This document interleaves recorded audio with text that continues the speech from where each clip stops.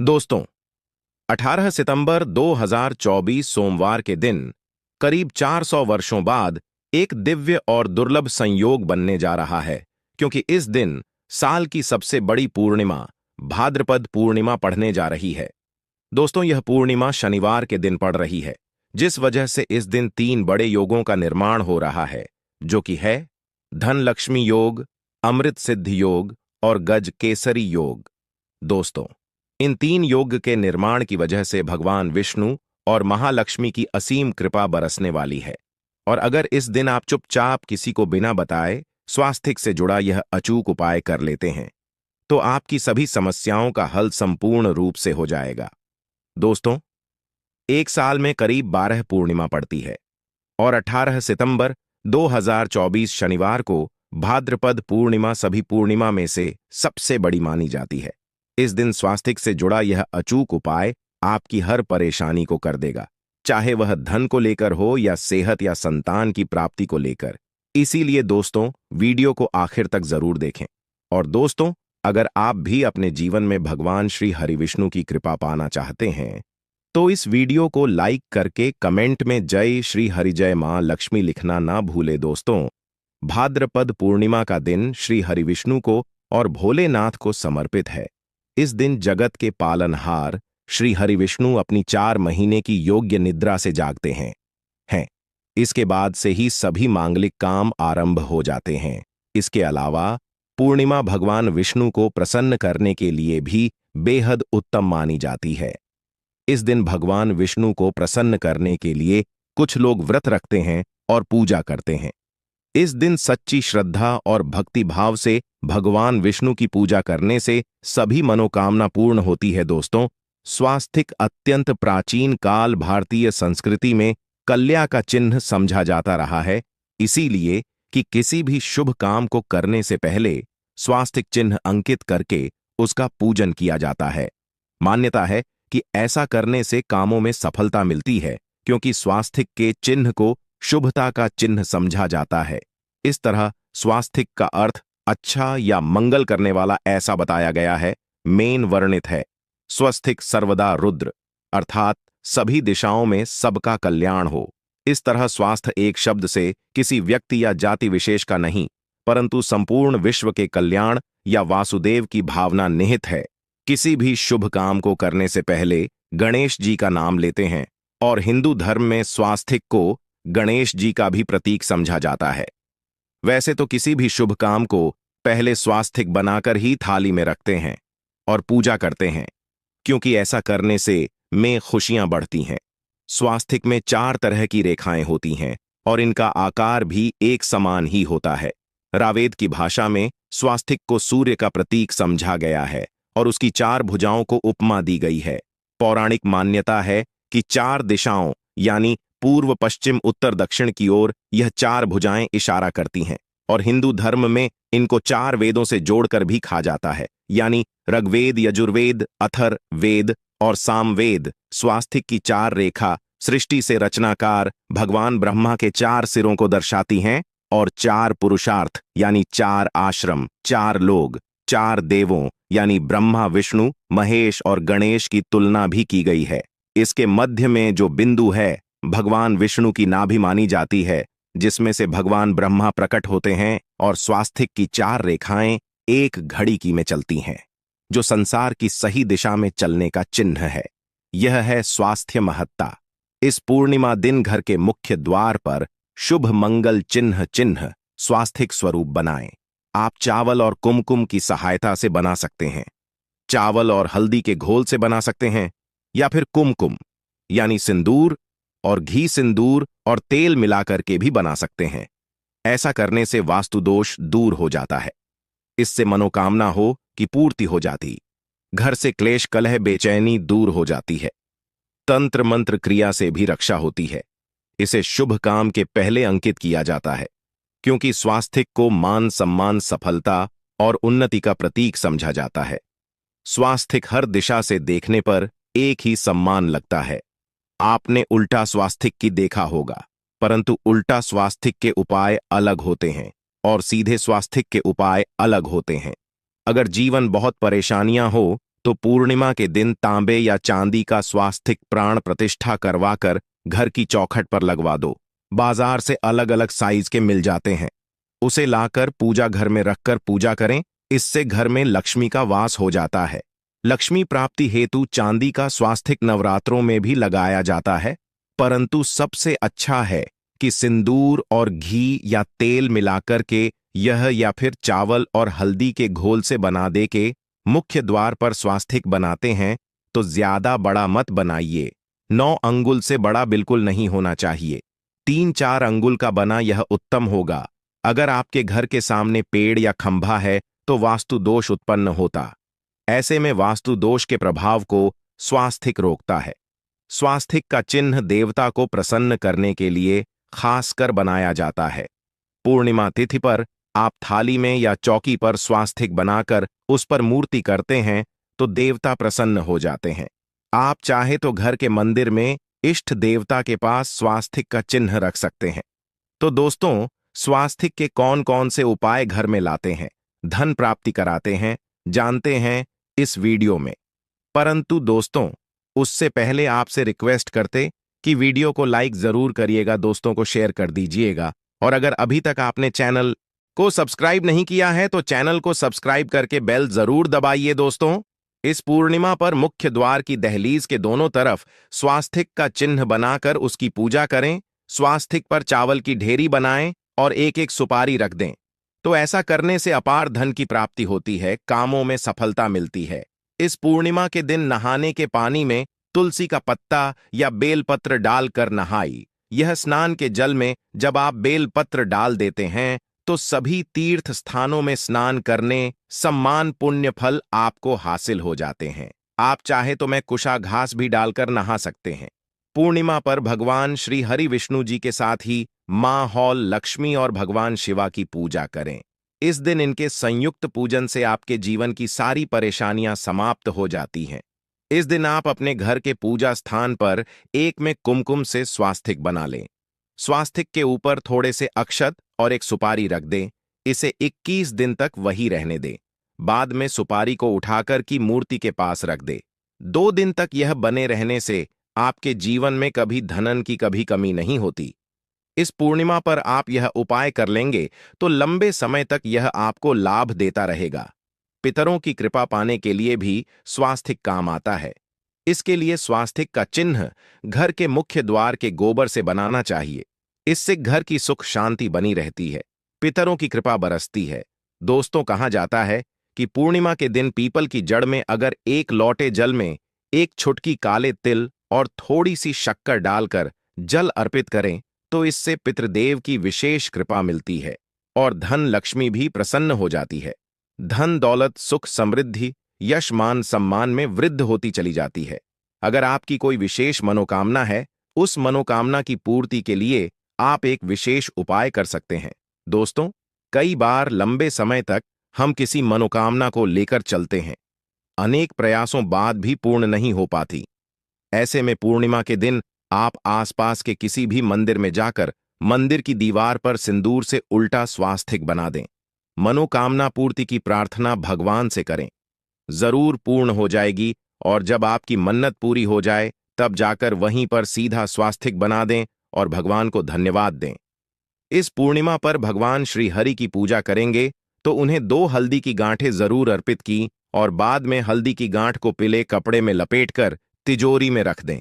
आपने पहले भी हल्दी की गांठें रखी हो है तो उसको ही पूजक वापस रख दे।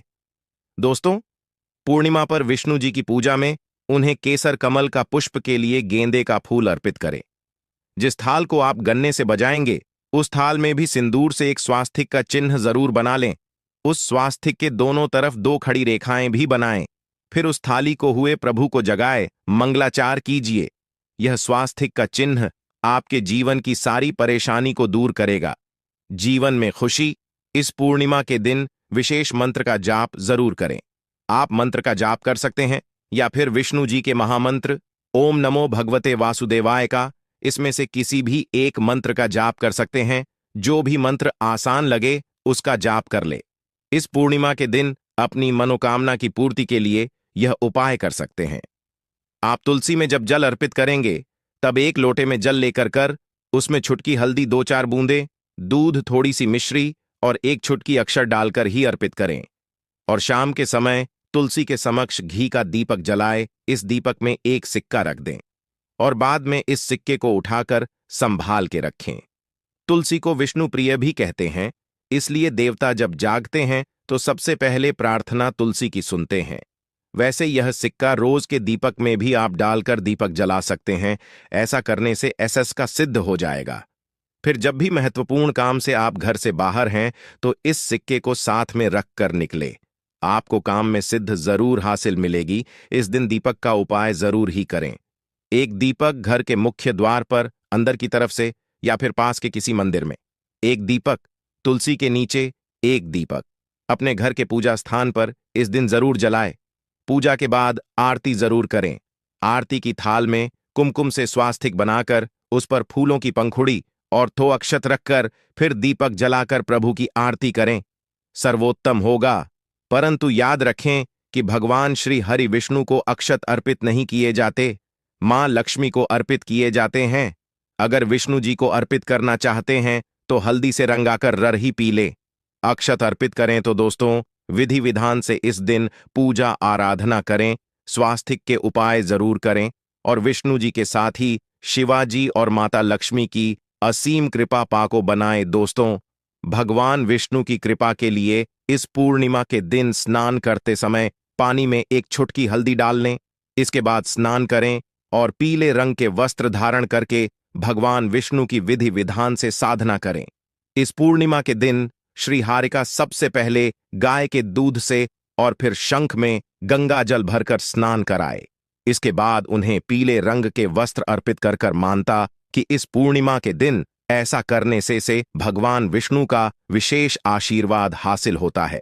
इस पूर्णिमा के दिन भगवान विष्णु की पूजा करते समय उन्हें केसर अथवा पीले चंदन या हल्दी का तिलक लगाए।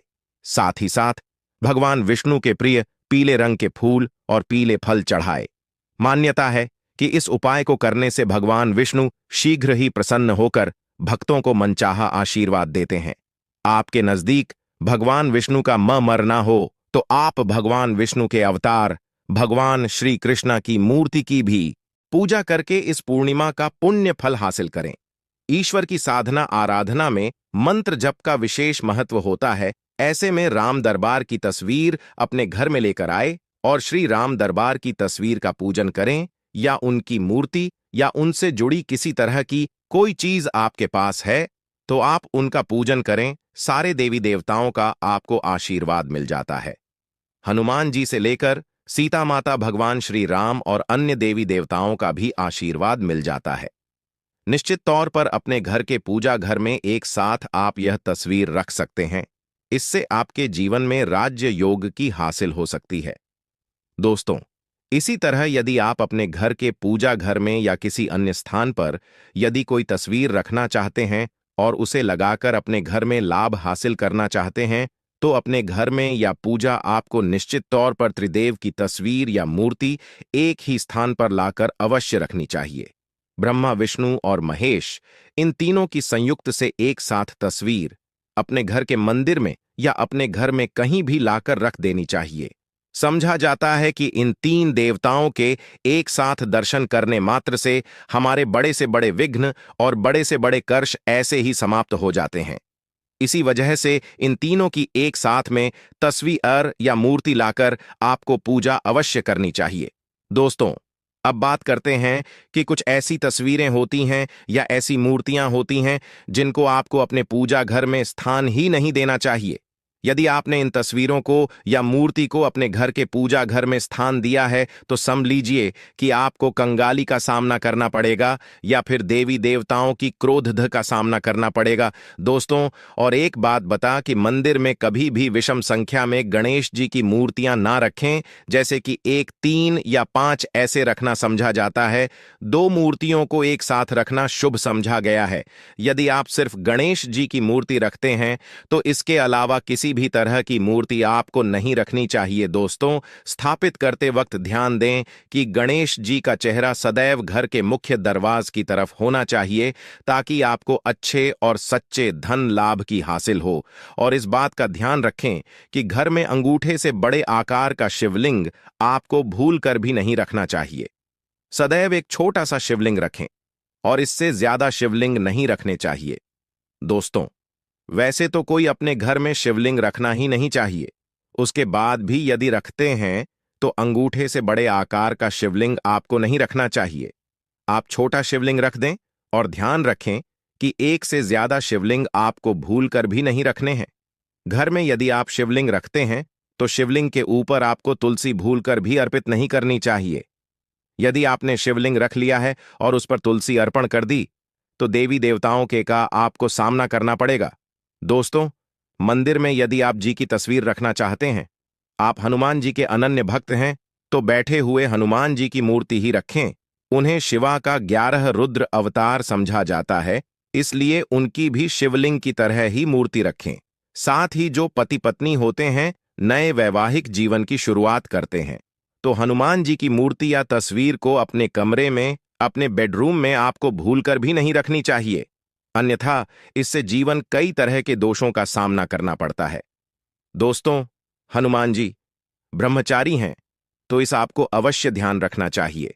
दोस्तों, राधा कृष्णा की मूर्तियों को यदि आप जैसे अपने क्षण कक्ष में सोते हैं और उन्हें आपके बेर के सामने की तरफ रखा है कि जैसे कि आप सुबह उठे और आपको उठते ही पहले उनके दर्शन हो जाए, तो समझ लीजिए कि आपका जीवन मालामाल होने वाला है।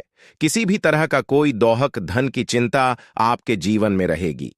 दोस्तों, इसी तरह यदि माता दुर्गा की तस्वीर आप अपने घर में लेकर आना चाहते हैं और चाहते हैं कि माता दुर्गा की तस्वीर के माध्यम से आप जीवन में समृद्धि देखें, तो दोस्तों भूल कर भी आपको माता दुर्गा की क्रोधित अवस्था की तस्वीर, जैसे कि महाली की तस्वीर या फिर महिषासुर का वध करते हुए या क्रोधित अवस्था में माता लक्ष्मी की, माता दुर्गा की तस्वीर लाकर आपको उनकी पूजा नहीं करनी चाहिए। दोस्तों, सदैव और सुंदर मुख वाली तस्वीर ही अपने घर के अंदर लाकर पूजा करनी चाहिए।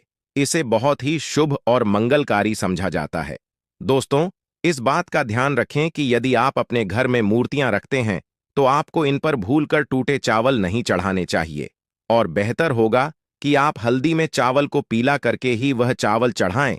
किंतु टूटे हुए चावल आपको भूलकर भी माता लक्ष्मी को या अपने घर में देवी देवता नहीं चढ़ाने चाहिए। दोस्तों, इसी तरह इस बात का भी ध्यान रखें कि अपने घर के मृत परिजनों की या पूर्वजों की तस्वीर मंदिर में स्थापित न करें। ऐसा करना अशुभ समझा जाता है, और यदि आप ऐसा लगातार कर रहे हैं तो निश्चित तौर पर आपके परिवार के ऊपर दोष लग सकता है।